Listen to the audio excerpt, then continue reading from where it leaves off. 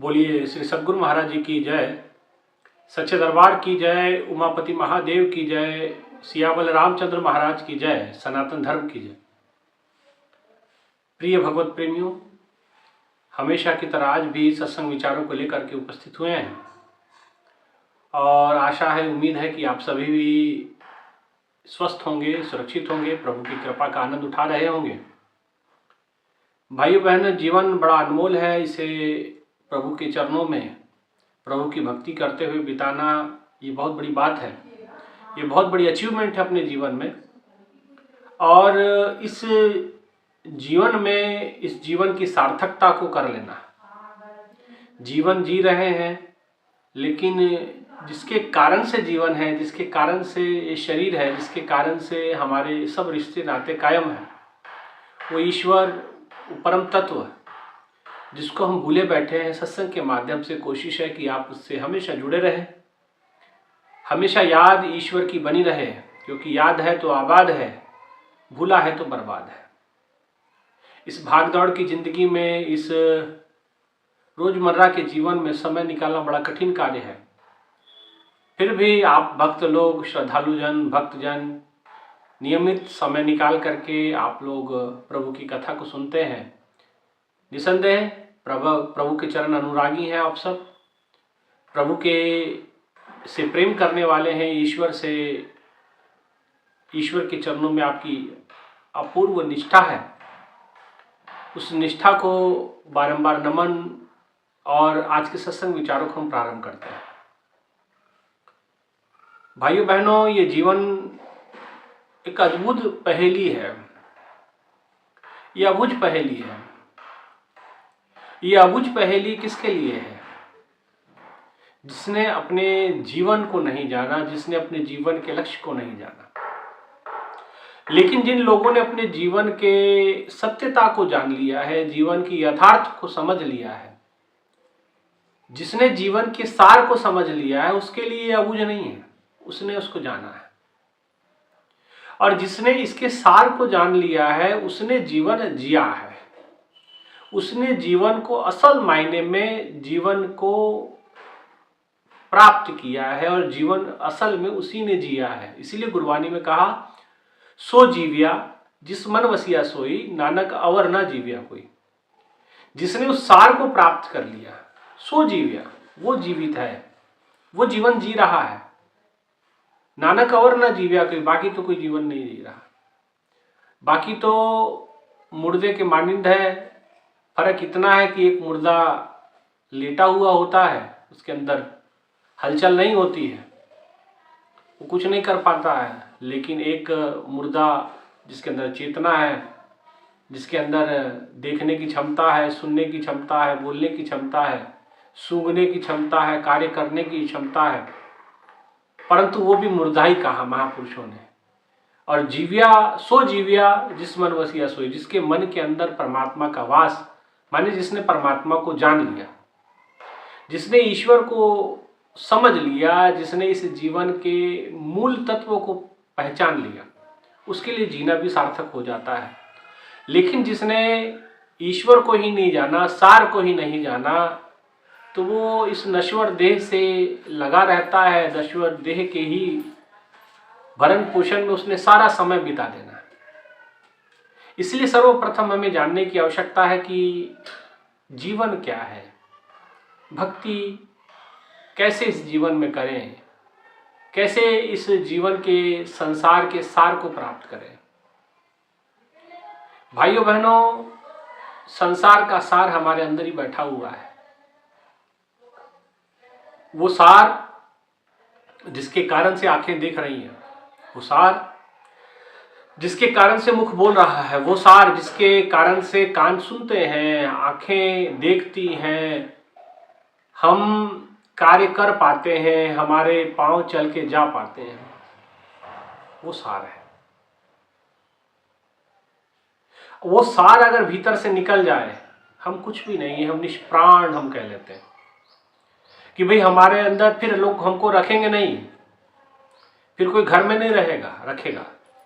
इसको तुरंत शमशान घाट ले जाके इसको पावक में समा दिया जाएगा, इसको अग्नि के सुपुर्द कर दिया जाएगा, या सुपुर्द खाक कर दिया जाएगा, या मिट्टी में मिला दिया जाएगा, या आग में जला दिया जाएगा। लोग कहते हैं कि ये सत्य है, वो सत्य है, लेकिन अगर शरीर से वो तत्व निकल जाए, आत्मा का तत्व निकल जाए, वो सारांश निकल जाए, तो फिर हम मृत्यु प्राय ही है। या यूँ कहे कि सिर्फ देह पड़ी है, निष्प्राण देह वो भी, और जिसके अंदर सड़न है, गलन है। अभी देखिए, ये भी कमाल की बात है कि शरीर है, शरीर के अंदर इतना कुछ हो रहा है, हमें कुछ एहसास नहीं है इसका। कोई व्यक्ति बहुत सुंदर है, तो कितनी बार शीशे के सामने खड़ा होकर के अपने शक्ल को निहारता है, अपनी आकृति को देखता है, खुश होता है, कभी मुस्कुराता है, कभी वो जो है इसको श्रृंगार करता है, श्रृंगारता है देह को। लेकिन असल में ये कुछ भी नहीं है, वही देह है, वही सुंदर शरीर है, वही आकर्षण का केंद्र ये शरीर है। लेकिन इसके अंदर से आत्मा निकल जाती तो कितना ही सुंदर व्यक्ति क्यों ना हो, इसको नहीं रखा जाता घर में। कारण क्या है? क्योंकि जिसके कारण से वो था, वो कारण ही अंदर से निकल गया, वो सार निकल गया, वो आत्मा निकल गई। तो इसलिए अब शरीर में गलन है, जो सुंदर दिखता था अब गलन है, अब सड़ने लगेगा, कुछ समय के बाद बदबू मारने लगेगा। इससे पहले कि ये गलने लगे, सड़ने लगे, लोग क्या करते हैं, उठा करके इसको घर के बाहर रख लेते हैं, फिर वहां से ही इसको उठा करके शमशान घाट में जला देते हैं। ये जीवन की वास्तविकता है। जीवन की वास्तविकता कहने से अच्छा इस शरीर की वास्तविकता है। इसलिए भाइयों बहनों, हमें इस जीवन को अगर सार्थक करना है, बड़े भाग मानुष तन पावा, सुर दुर्लभ सदग्रंथन गावा, साधन धाम मोक्ष कर द्वारा, पाई न जय परलोक सवारा। महापुरुषों ने इसको साधन से ज्यादा कुछ नहीं कहा। आपके लिए शरीर सब कुछ हो सकता है, लेकिन महापुरुषों ने साधन से ज्यादा इसको कुछ नहीं कहा। इस साधन के द्वारा परमात्मा तक पहुंचना था, उस सार तक पहुंचना था, और संत वो सार तक पहुंचे। संतों ने उस सार को प्राप्त किया, और सार को प्राप्त करने के बाद कहा कि जीवन की असली पूंजी हमने प्राप्त कर ली। अब हमने ईश्वर को प्राप्त कर लिया, उस सार को प्राप्त कर लिया जो हमारे हृदय में बैठा हुआ है। कर्पूर गौरम करुणावतारम संसार सारम, संसार का जो सार है, भुजगेंद्र हारम सदा वसंतम हृदयारविंदे भवम भवानी सहितम नमामि माँ भवानी सहित। भोलेनाथ जी जो हमारे हृदय में बैठे हैं, या यूं कहे कि आत्म तत्व जो हमारे अंदर बैठा वो सार है।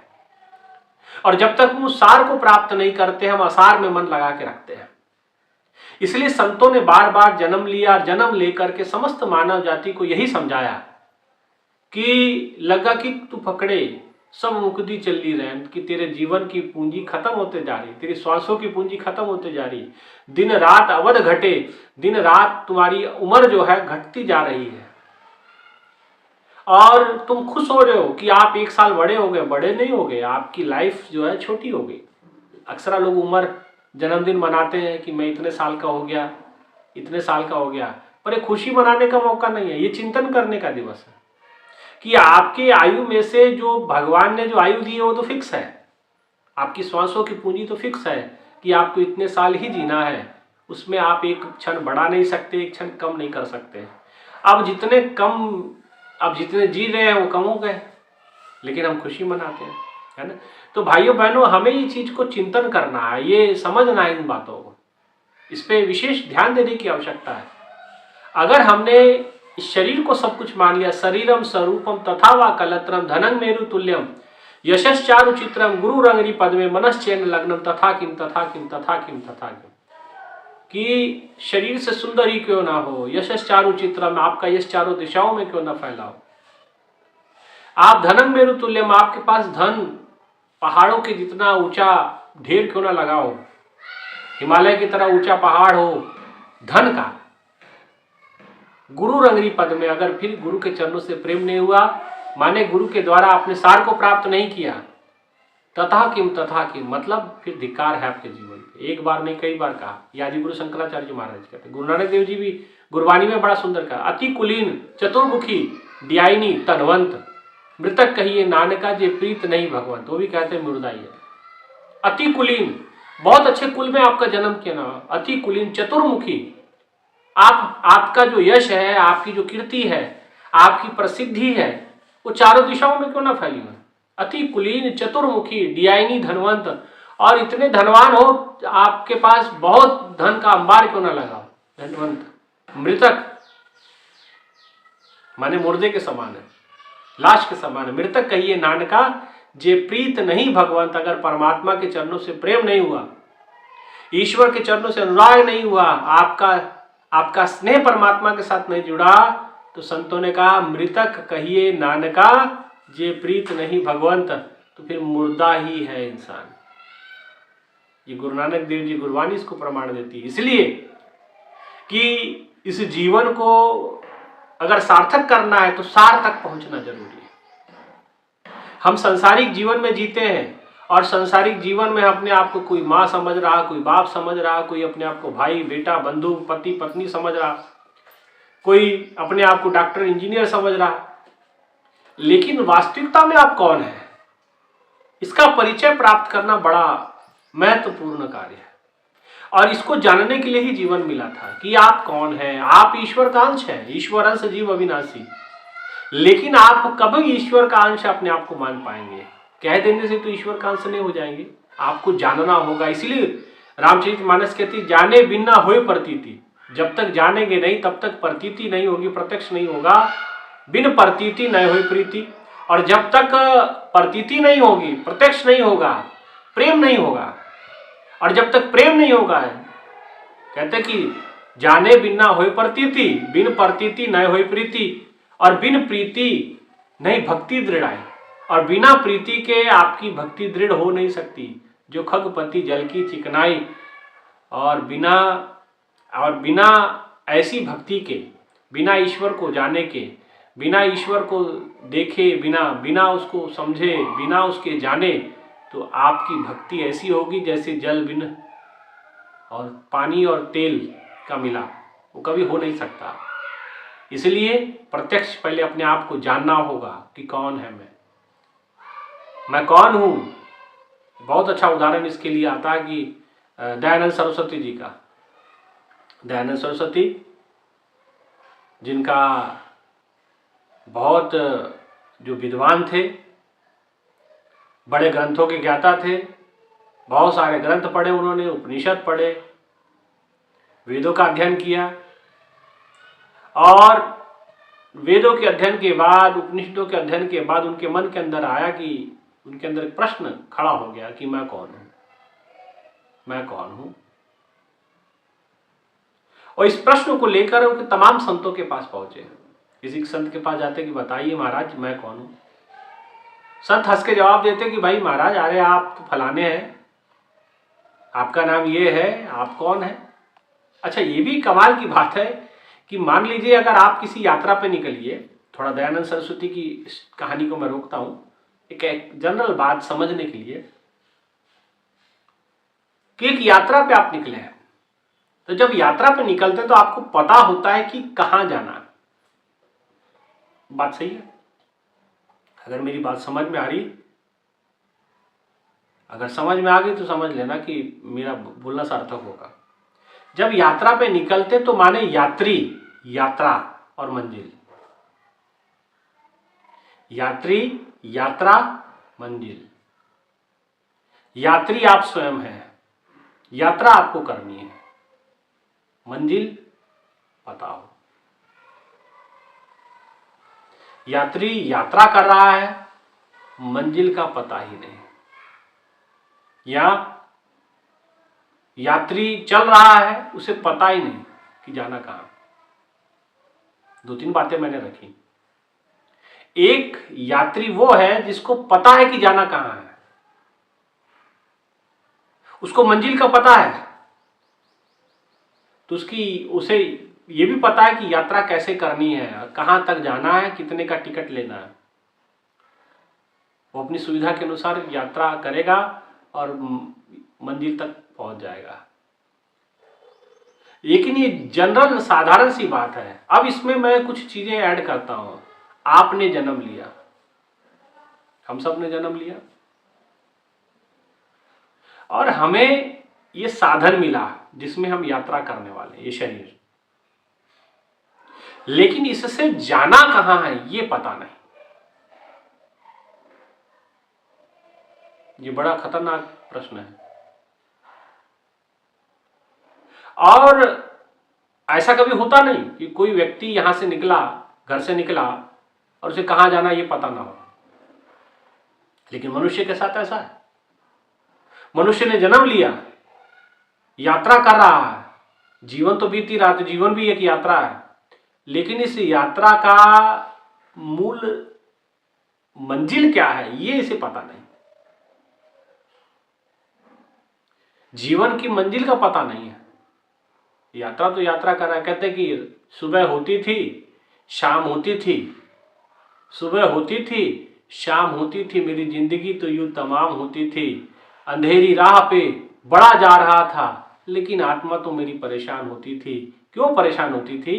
क्योंकि कारण है, इसको मंजिल का पता ही नहीं था, जाना कहां ये पता ही नहीं था। एक ऐसा व्यक्ति जो यात्रा के लिए बस में बैठा, बस के कंडक्टर ने पूछा कि भाई साहब कहाँ जाना है? आगे वाला जो यात्री है जो बस पे अभी बैठा है वो कहने लगा मुझे नहीं पता कहाँ जाना। ड्राइवर को कहेगा कंडक्टर, भैया बस रोको, पागल आदमी चढ़ गया, इसे पता ही नहीं कि जाना कहाँ है। और ऐसे ही पागल आज की दुनिया हो रखी है, जिसे पता ही नहीं कि जाना कहाँ है और चल रही है। कोई कहीं जा रहा, कोई कहीं जा रहा, जा रहा हूं, जाओ भाई जाओ, दौड़ो। ये अंधी दौड़ लगी हुई है, लेकिन किसी को पता ही नहीं कि जाना कहाँ है, पहुंचना कहाँ है, जहां हमारी मंजिल का ठिकाना है।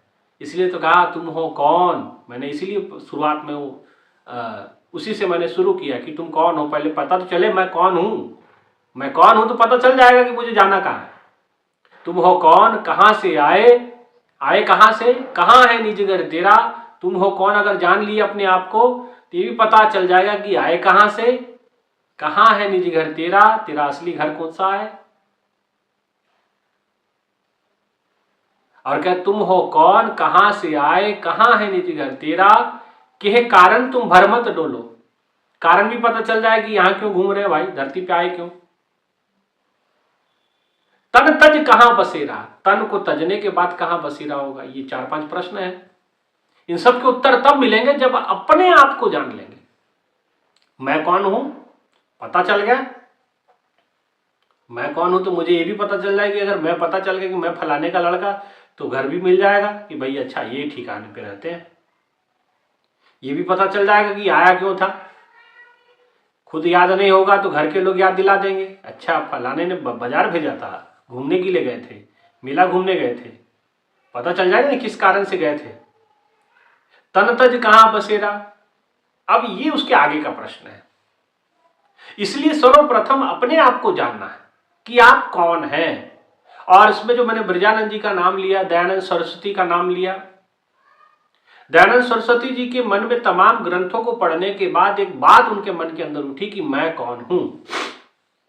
अब मैं कौन हूं, इस प्रश्न को लेकर के तमाम संतों के पास जाते हैं। लेकिन माफ करना, संत भी बहुत सारे प्रकार के होते हैं और कई प्रकार के गुरुओं की चर्चा हमारे शिव पुराण के अंदर भी आते हैं। कोई वाचक गुरु होते हैं, कोई बोधक गुरु होते हैं, कोई मंत्र गुरु होते हैं, कोई तंत्र गुरु होते हैं, कोई मंत्र दीक्षा देते हैं, कोई तंत्र दीक्षा देते हैं, कोई शिक्षक ही होते हैं साधारण, कोई मतलब उस्ताद जी होते हैं। कई प्रकार के गुरुओं की चर्चा है।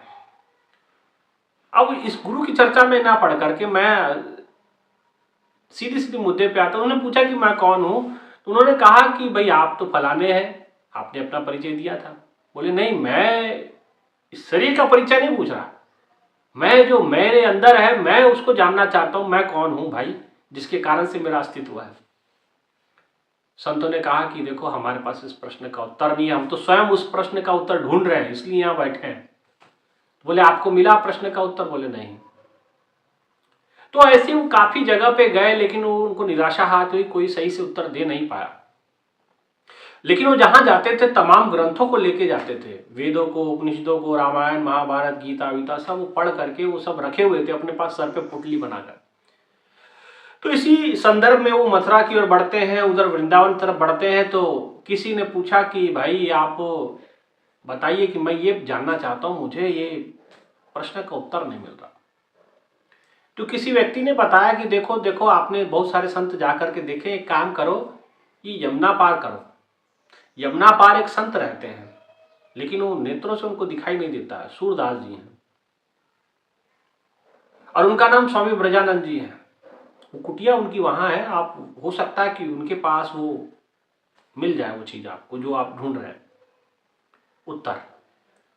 और कहते कि वो दिए हुए पते पे स्वामी ब्रजानंद जी के पास वो पहुंचते हैं। तो जिस कुटिया में वो रहते हैं अंधेरा हो चुका होता है, कुटिया का दरवाजा खटखटाया, वहां पहुंचते पहुंचते अंधेरा हो गया, दरवाजा का बंद हो चुका था, दरवाजे का कुटिया का दरवाजा खटखटाया। अब ब्रजानंद जी जो नेत्रों से जिन्हें दिखता नहीं था उन्होंने दरवाजा खोला, और दरवाजा खोला तो उन्होंने हाथ से ऐसे मुख को टच किया, तो जैसे शरीर को टच कर रहे थे तो ऊपर जो है उनके माथे पे बहुत सारी पोटली, एक पोटली में बहुत सारे ग्रंथ भरे हुए थे। तो जैसे दरवाजा उन्होंने खटखटाया तो ब्रजानंद जी ने पूछा कि कौन है। जैसे अक्सर आप लोग पूछते हैं, जैसे कोई अचानक व्यक्ति रात को दरवाजा खटखटाए तो आप पूछते हैं ना कौन हो भाई। तो ऐसे ब्रजानंद जी ने कहा कौन हो, तुम कौन हो। दयानंद जी ने कहा कि यही तो मैं जानना चाहता हूं कि मैं कौन हूं। भाई इसी प्रश्न को लेकर तो समस्या खड़ी है, मैं इतना भटक रहा हूं, मैं कौन हूं, मुझे बताइए मैं कौन। तो दरवाजा खोला, उनके चेहरे पे हाथ लगाया, दिखता तो था नहीं, शरीर पे हाथ लगाया और ऊपर जो है जब सर के ऊपर हाथ लगाया तो कुछ उनको महसूस हुआ जैसे पोटली की बंधी होती है। तो ब्रजानंद जी ने पूछा कि ये सर पे क्या बांध रखा है आपने। बोले महाराज जी ये सर के ऊपर मैंने गीता महाभारत रामायण रामचरितमानस वेद उपनिषद तमाम प्रकार के ग्रंथ हैं ये जो मैंने पढ़े हैं, जिसके कारण मेरे अंदर ये प्रश्न पैदा हुआ कि मैं कौन। तो ब्रजानंद जी कहते हैं कि अच्छा ठीक है, इनको जाओ जमुना में बहा के आओ। बोले क्यों, इनको क्यों जमुना में आओ। बोले इनका काम था गुरु के दरबार तक ले आना, मेरे तक पहुंचा देना, इन्होंने अपना काम कर दिया, अब इनका कोई काम नहीं, तुम जाओ, अब इसके आगे मैं तुम्हें पहुंचाऊंगा। तुरंत जाते हैं और तमाम उन ग्रंथों को जमुना जी में प्रवाहित करते हैं और आने के बाद ब्रजानंद जी के शरण में बैठते हैं, पूछते हैं कि बताओ महाराज जी मैं कौन हूं। भगवान के दर्शन को प्राप्त किया उन्होंने ब्रजानंद जी के पास से। ब्रजानंद जी ने कहा कि तुम ये नहीं हो जो दिख रहे, तुम कहते ज्योतिषमपि तज्ज्योति तमसा प्रमुच्यते ज्ञान ज्ञेयम ज्ञान गम्यम हृदय सरस्थितम। उन्होंने कहा तू ये नहीं है जो तू दिख रहा है, ये तो शरीर है, लेकिन इसको चलाने वाली एक शक्ति है और वो ज्योतियों की भी ज्योति है। ज्योतिषमपि तज्ज्योति तमसा प्रमुच्यते ज्ञान ज्ञेयम, ज्ञान के द्वारा जानने योग्य, गम्यम है, हृदय सरस्थितम और हृदय में रहती है। और मैं तुझे उस ज्योति के साथ, उस प्रकाश के साथ जोड़ देता हूं। तू ये नहीं है, तू आत्मा है, तू परमात्मा है, लेकिन उसका स्वरूप प्रकाश है। कई लोग कहते हैं, अब इसमें एक प्रश्न और कल किसी ने कहा कि मैंने इस प्रश्न का उत्तर पहले दिया भी है। वो प्रश्न ये था कि परमात्मा तक का कोई रूप ही नहीं होता। ऐसी बात नहीं है, परमात्मा का कोई रूप नहीं होता। एक कहने लगे परमात्मा निराकार स्वरूप है, तो निराकार का अर्थ क्या जानते हैं आप। निराकार का मतलब कोई रूप ही नहीं है, निरूप थोड़ी कहा गया हमको, निराकार रूप कहा गया। तो निराकार रूप का मतलब होता है, निराकार का अर्थ होता है जिसमें से सारे आकार निकलते हैं। निराकार में से ही तो साकार निकलता है ना, तो जितने भी आकार आएंगे वो निराकार के बीच में से आएंगे। निराकार का अर्थ होता है जिसमें से सारे आकार निकलते हैं, वो होता है निराकार। अब आप उसको अलग तरीके से ले जाते हैं, इसलिए आप सत्य तक पहुंच नहीं पाते। आज गुरु ब्रजानंद जी के शरण में जाके दयानंद सरस्वती जी ने कहा कि मैं कौन हूं। उन्होंने कहा कि तू ये नहीं है, तू है ज्योतिषमपि तज्ज्योति, तू तो अमृतस्य पुत्र है, तू तो प्रकाश की संतान है और तू स्वयं प्रकाश है, स्वयं प्रकाश रूपा तुझे नमः। और वो ज्योति के दर्शन उनको अंतर्ग्रहण में कराया। ज्योतिष्मपि तत् ज्योति तमसा प्रमुच्यते, जो अंधेरे से परे है, ज्ञान ज्ञेयम ज्ञान गम्यम, हृदय सरष्टिष्ठितम, जो हृदय में बैठी हुई है। और उसको जब दर्शन कराए तो उन्होंने कहा कि प्रभु अब बताइए मैं मेरे लिए क्या। बोले कि ये इस प्रकाश की ओर यात्रा है, यात्रा कहीं बाहर की नहीं है। तुम हो कौन? पता चल गया कि मैं प्रकाश हूँ, मैं ईश्वर का अंश हूँ। अब मुझे साधना करके उस प्रकाश में लीन होना, यही मेरी यात्रा है। कहीं जाने की यात्रा ना था मुझसे दूर, न मैं उससे दूर था। नजर नहीं आता ये तो नजर का कसूर था। कसूर तो सारा नजर का था, क्योंकि दृष्टि नहीं थी। पर दृष्टि दी किसने? सतगुरु ने दी, सतगुरु ब्रजानंद जी ने दी। जब दयानंद जी को दृष्टि मिली तो समझ में आ गया यात्रा बाहर की नहीं, भीतर की करनी थी, है ना। एक ग्रह बसते, दो भाई एक ग्रह बसते मिल बात ना करते भाई। गुरबानी में आता है एक ही घर में रहते हैं दो भाई, लेकिन बात नहीं हो रही आपस में, आत्मा परमात्मा की मिलाप नहीं हो रहा। यात्रा कहीं बाहर की नहीं है, अंदर की यात्रा है, और बाहर कहीं दौड़ना नहीं है। जब अंदर प्राप्त हो जाएगा तो चुपचाप एक जगह बैठ करके फिर कुछ नहीं करना है। कर से माला ना फेरूं, मुख से कहूं ना राम। कहते मैं तो मुख से राम भी नहीं बोलता और हाथों से माला भी नहीं फेरता। कबीरदास जी कहते मुख से, कहते कर से माला ना फेरूं, मुख से कहूं ना राम। राम मेरा सुमिरन करे, मैं करूं आराम। मैं तो आराम से बैठता हूं, क्योंकि यात्रा भीतर की है, बाहरी तो है ही नहीं भाइयों। इसलिए तो कहा ना मैं जप में, ना मैं तप में, ना काशी कैलाश में, खोजी हूं तुरंत मिल जाऊं पल भर की तलाश में। पल भर में तब मिल सकता है जब आप ही के घर में सामान है। वो परमात्मा भीतर बैठा हुआ है। यात्रा भीतर की करनी थी, हम बाहर खड़ते गए। इसलिए सार तत्व वो भीतर बैठा हुआ है, उसको प्राप्त करें कि मैं कौन हूं। आज उत्तर मिल गया कि मैं क्या हूं। यही बात भगवान कृष्ण अर्जुन को समझाते हैं, यही बात दयानंद सरस्वती को ब्रजानंद जी ने समझाई। और जैसे अर्जुन ने पूछा कि आप मेरे भाई हैं, बंधु हैं, अर्जुन ने जब जैसा कहा, भगवान ने कहा कोई मैं तुम्हारा भाई बंधु नहीं, मैं कुछ और हूं। बोले क्या? ज्योतिष्मपि तत् ज्योति, मैं ज्योतियों की भी ज्योति हूं, वही तो तुम असली स्वरूप में हो। सब कर परम प्रकाशक जोई, सबके भीतर में वो परम प्रकाश, सब कर परम प्रकाशक जोई। राम अनादि अवधपति सोई, वो अनादि राम, आदि काल से चलने वाला वो परम प्रकाश के रूप में राम हमारे घट के अंदर बैठा, वही हमारी असली पहचान है। असल में हम वो हैं। और ये जो शरीर देखते हैं इस समय के साथ बदलता रहता है। बचपन में कुछ और, जवानी में कुछ और, बुढ़ापे में कुछ और, उसके बाद नामो निशान खत्म। लेकिन वो परमात्मा हमेशा रहा है। आज सच, जुगाद सच, है भी सच, नानक होसी भी सच। वो हमेशा सच रहा है, सच रहेगा। और वो सत्य क्या है? सत्य तू, सत्य तू, सत्य तू विठ्ठला। विठ्ठल परमात्मा सत्य है और परमात्मा का रूप प्रकाश है। इसलिए हमारा असली रूप प्रकाश है। मैं अंधकार नहीं हूं, मैं प्रकाश हूं। इसलिए हमारी यात्रा अंधकार से प्रकाश की ओर है। अभी हम अंधेरे में जी रहे हैं। ये बाहर जो रोशनी देख रहे हैं ये असल में रोशनी नहीं है, जो वो रोशनी है जिसको आत्मा तत्व कहा गया, आत्म प्रकाश कहा गया। इसलिए कहा अस्तो मां सद्गमय तमसो मां ज्योतिर्गमय। उस प्रकाश की ओर की यात्रा है। असल में हम प्रकाश हैं, असल में हम ब्रह्म हैं, असल में हम ईश्वर का अंश। तब हमको पता चलता है जब हम दर्शन कर लेते हैं। फिर जब कर लेते हैं तो हमें उनके साथ प्रेम करना होता है, हमें अपनी प्रीति बढ़ानी होती है। साधना कर करके परमात्मा के साथ प्रेम बढ़ाना होता है। इसलिए, और जब प्रेम बढ़ जाता है फिर वो परमात्मा तुम्हारा हो जाता है। तुम्हारा क्या हो जाता है? तुम ही परमात्मा बन जाते हो। जाने ही तुम्हें हो ही जाए कि जिसने तुमको उसको जान लिया तत्व से, फिर उसी का रूप हो जाता है ना, है ना। इसलिए अब मन उलट सनातन भयो, तब हम असल में परमात्मा को प्राप्त करते हैं, उस सनातन तत्व को प्राप्त करते हैं। ठीक है ना। इसलिए समझें कि मैं कौन हूं। मैं आत्मा हूं और आत्मा का रूप प्रकाश है। और ये प्रकाश कुछ हो और नहीं, जैसे सूरज की में से एक, सूरज भी प्रकाश है लेकिन सूरज भी उससे प्रकाश लेता है। ऐसा वो प्रकाश जो आत्मा का प्रकाश है। ठीक है ना।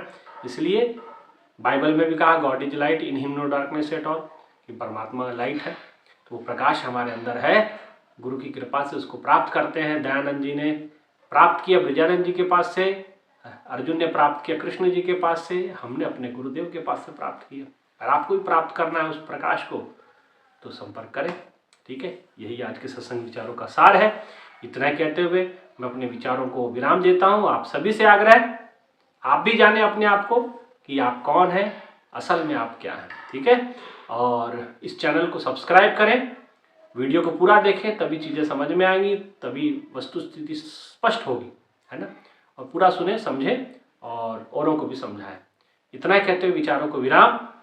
बोली श्री सद्गुरु महाराज की जय, सच्चे दरबार की जय, उमापति महादेव की जय, सनातन धर्म की जय। धन्यवाद।